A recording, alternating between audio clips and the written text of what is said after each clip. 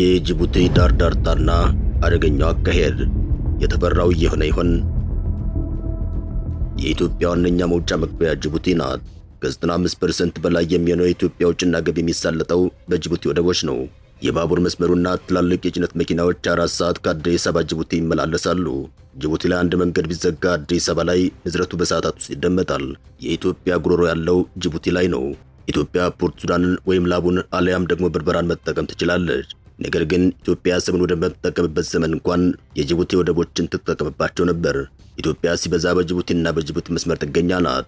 ለዚያ ነው በትግራይ በአማራና በአፋር ክልሎች በተካሄደው ጦርነት ደም አፋሳሽ ውጊያዎች የተካሄዱት ይህን መስመር ላለማስያዝ ነበር። መስመሩ ለኢትዮጵያ የሉና መስመር ነው። አሁን ግን ይህ መስመር ችግር እየገጠመው መጥቷል። በተለይም ጅቡቲ ከኢትዮጵያ ጋር ያላት ግንኙነት ቀዝቀዝ እያለ መጥቷል። ይህን ተከትሎም በኢትዮጵያ የወደብ አገልግሎት ላይ አደጋ እየመጣ ይመስላል። ጅቡቲ ከግብጽ ጋር አደገኛ የሆኑ ስምምነቶችን እየተፈራረመች ትገኛለች። ይህ ለኢትዮጵያ መልካም ውጤት የሚያመጣ አይደለም።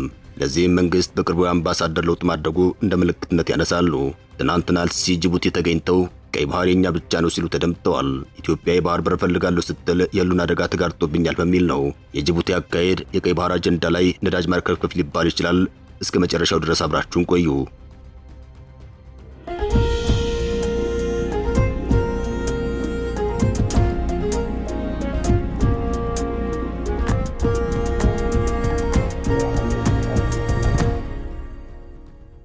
ባህር በርና የህልውና አደጋ። በዓለም አቀፍ ህጎች መሰረት ማንም የባህር አዋሳኛውን ሀገር ለጎረቤት በኪራይም ሆነ በሌላ አማራጭ አገልግሎት የመስጠት ግዴታ አለበት።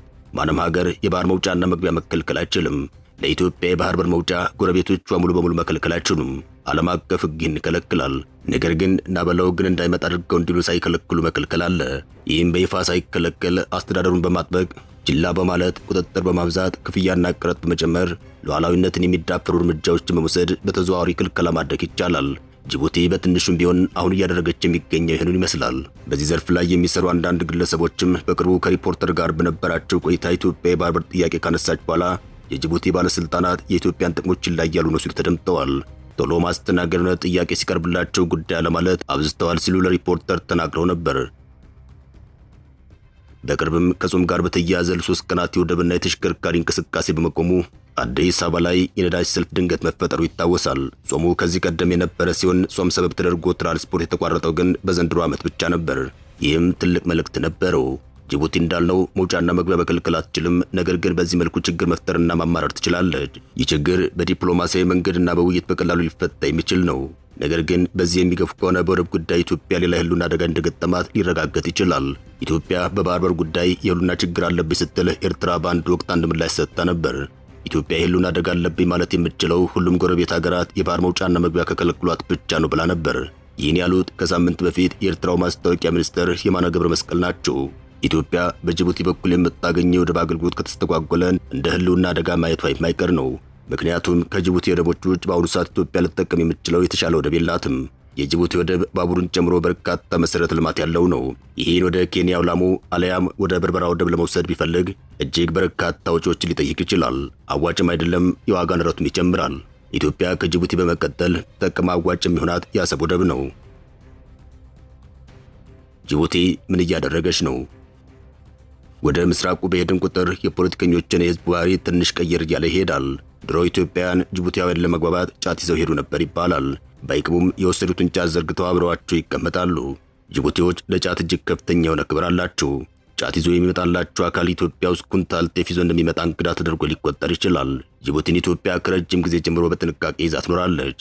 በዚህም ጅቡቲ ለኢትዮጵያ የተረጋገጠ መውጫና መግቢያ ሆና ኖራለች። ኢትዮጵያ የአሰብ ወደብን መጠቀም ካቆመችበት ጊዜ አንስቶ ሙሉ ለሙሉ በሚባል መልኩ ኢትዮጵያ የጅቡቲ ወደቦችን ስትጠቀም ኖራለች፣ አሁንም ቀጥላለች። ይሁን እንጂ ከቅርብ ጊዜያት ወዲህ ጅቡቲ ወትሮ አይደለችም እየተባለ ይገኛል።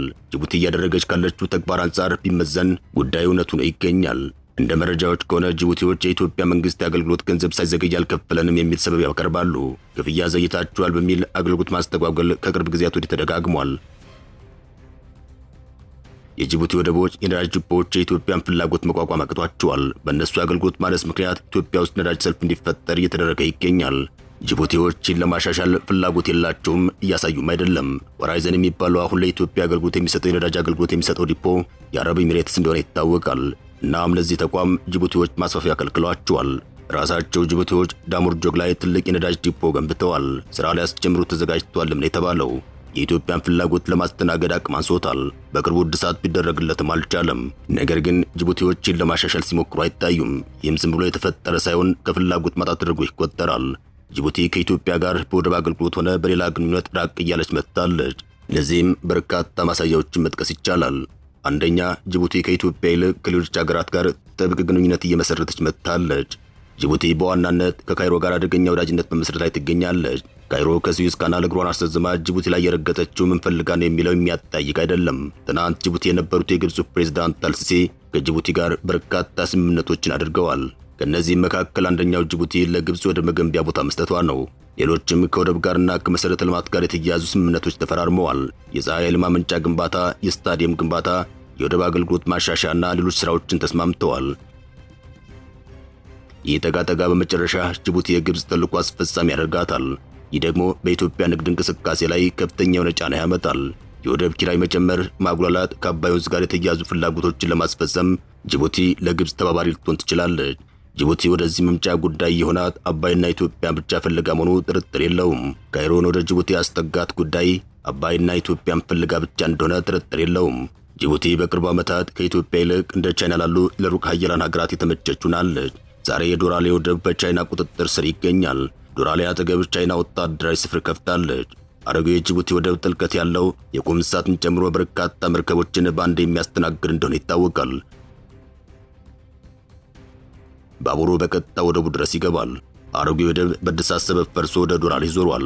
አሁን አሮጌው የጅቡቲ ወደብ አገልግሎት መስጠት እያቆመ ይገኛል። የዶራሌ ወደብ የቁም ከብት አያስተናግድም፣ ባቡሩም አልደረሰበትም። ከዶራሌ ወደብ አዲስ እስከተሰራ የባቡር መነሻ ተርሚናል ድረስ የኢትዮጵያ ጭነት በሌላ መንገድ ይጓጓዛል። ጅቡቲ በዚህ መልኩ ከግብፅ ጋር ወዳጅነቷን ማጠናከሯ ከኢትዮጵያ ጋር ችግር እንዳለ አንድ ማሳያ ተደርጎ ይቆጠራል። ከግብፅ በተጨማሪ ሌሎች ሀገራት ጋርም ግንኙነቷን እያጠናከረች ትገኛለች። ወደቦቹንም ለሩቅ ሀገራት እየሰጠች ትገኛለች። ሁለተኛ፣ ጅቡቲ ህገወጥ ኢትዮጵያንን ከሀገር ጠርዣ አስወጣለሁ ማለቷ ነው። ጅቡቲ ህገወጥ የምትላቸው ስደተኞች ሀገሪቱን ለቀው ካልወጡ በስተቀር እንደሚጠረዙ ስታለች። የጅቡቲውን ፕሬዝዳንት ኢስማኤል ኦማር ጉሌህን አማካሪ ጠቅሶ የፈረንሳይ ዜና አገልግሎት እንደዘገበው ጅቡቲ የሚገኙ ህገወጥ ስደተኞች በሚያዝያ መጨረሻ ማለትም በአንድ ሳምንት ውስጥ ሀገሪቱን ለቀው እንዲወጡ የጅቡቲ የሀገር ውስጥ ጉዳይ ሚኒስትር አዟል። ውሳኔውም በዋነኝነት የጸጥታና የጤና ስጋቶች መነሻ ያደረገ መሆኑ ተጠቅሷል። ጅቡቲ ለበርካታ የኢትዮጵያ የሶማሊያና ኤርትራ ስደተኞች ወደ ሀብታሞቹ መካከለኛ ምስራቅ ሀገራት መሸጋገሪያ ሆና ታገለግላለች። የተባበሩት መንግስታት ድርጅት እንዳስታወቀው በጎርጎሮሳውያኑ 2024 ብቻ በጅቡቲ አድርገው ወደ ሌሎች ሀገራት ለመሻገር የሞከሩ ቢያንስ 558 ስደተኞች ህይወታቸው አልፏል። በርካታ ኢትዮጵያውያን በጅቡቲ ይኖራሉ። አሁን ጅቡቲ ጠርዛለሁ ማለቷ ከኢትዮጵያ ጋር ያላት ግንኙነት እንዳላላች ጠቋሚ መሆን ይችላል። ኢትዮጵያ ጅቡቲን የሹም ዶሮ አድርጋ ይዛ ትኖራለች። ይህን ያደረገችው ለባህር በሩ አገልግሎት ነው። አይበለውና ጅቡቲ ፊቷን ብታዞር ወይም ጅቡቲ ውስጥ የጸጥታ ችግር ቢፈጠር የኢትዮጵያ የንግድ እንቅስቃሴ ከባድ አጣብቂኝ ውስጥ ሊገባ ይችላል። ኢትዮጵያ የራሷ የባህር በር እስኪኖራት ድረስ አሁንም ጅቡቲን ተለማምታ መቀጠል ግድ ሊላት ይችላል። ኢትዮጵያ ጅቡቲን አቀማጥላ ይዛት ነበር የኖረችው። ኢትዮጵያ እንደ አውሮፓውያን አቆጣጠር በ2011 ነበር የኤሌክትሪክ አገልግሎት ለጅቡቲ በርካሽ ማቅረብ የጀመረችው። ወደ 35 ሜጋዋት ኃይል በጊዜው አቀረበች ሲሆን በኪሎዋት አወር $7 የሚከፈልበት በጣም በርካሽ የሚገኝ ኃይል ጅቡቲ እንድትጠቀም ተደርጋ ነበር። ከኤሌክትሪክ በተጨማሪም የአዲጋላ ውሃ ፕሮጀክት እንደ አውሮፓውያን አቆጣጠር በ2013 በማስመረቅ ጅቡቲ ተጠቃሚ እንድትሆን አድርጋለች። በዓለም ላይ 220 ኪሎ ሜትር የሚረዝም አገር ተሻጋሪ ረጅም የውሃ መሠረተ ልማት ኢትዮጵያ በመዘርጋት ከሶማሌ ክልል ሲቲ ዞን አዲጋላ አካባቢ በቀን 100,000 ኪሎ ሜትር ውሃ ለጅቡቲ ማቅረብ ተችሏል። ውሃው መጀመሪያ የጅቡቲ ከተማን 20 በመቶ የውሃ ፍላጎት የሸፈነ ነበር። በሂደት ግን ከጅቡቲ ከተማ አልፎ አዲስ አበባ፣ ዲክሊን፣ አርታዌያን ያዳረሰ የውሃ ሽፋን ነበር። ፕሮጀክቱ ለ30 ዓመታት አስተማማኝ የውሃ አቅርቦት ለጅቡቲ እየሰጠ ይገኛል። ነገር ግን ይህ ሁሉ ቢደረግላትም ጅቡቲ አሁን ላይ ዳርዳር እያለች ትገኛለች። ከካይሮ ጋር መጠጋቷ ደግሞ ለኢትዮጵያ ትልቅ አደጋ ሊፈጥር ይችላል። ሳይቃጠል በቅጠል እንዲሉ አበው ኢትዮጵያ ከአሁኑ ሌላ አማራጭ መፈለግ ይኖርባታል። አበቃን። መልካም ጊዜ ተመኘን።